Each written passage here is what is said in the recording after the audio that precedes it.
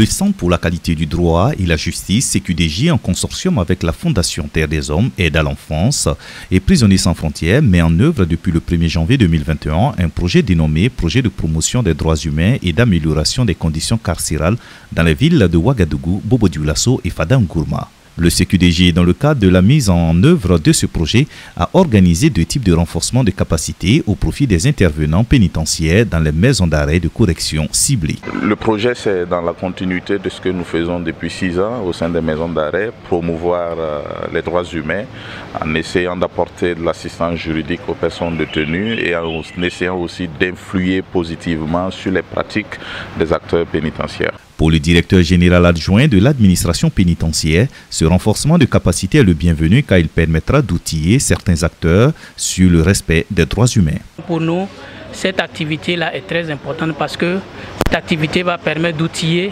les acteurs de la société civile qui vont venir nous accompagner dans le respect des droits humains des pensionnaires que nous avons dans nos établissements pénitentiaires. Je pense que le respect des droits humains est une quête permanente et je pense que nous sommes engagés dans ce sens puisque pour pouvoir respecter les droits humains des détenus, beaucoup d'actions doivent être menées, notamment au niveau de l'espace même accordé aux personnes détenues et également au respect de ce que les textes disent en matière de détention. Et c'est ce que CQDJ nous a aidé à pouvoir régler ce problème.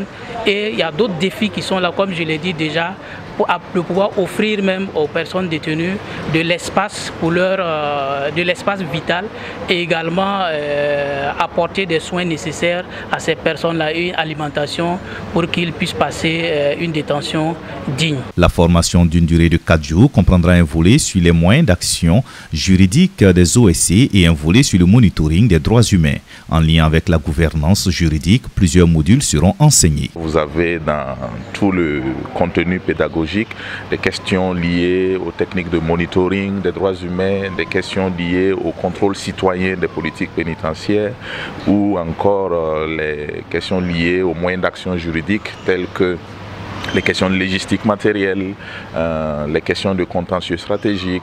Il y a tous ces volets-là qui seront étudiés durant donc, ces 4 jours de formation, de sorte à renforcer les moyens d'action des OSC qui interviennent dans le champ pénitentiaire. Au cours de la formation, il sera en outre mis en place un système de compilation des rapports produits par les intervenants bénéficiaires de la formation.